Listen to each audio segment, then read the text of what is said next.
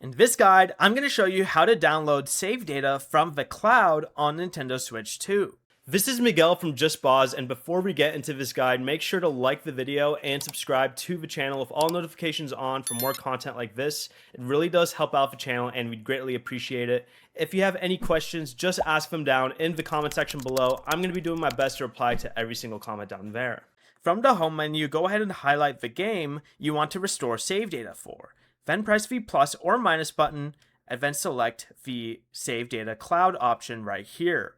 Choose the user account that owns the save data, select their name, and then select Download Save Data. You'll need an active Nintendo Switch Online membership and the game must support Save Data Cloud.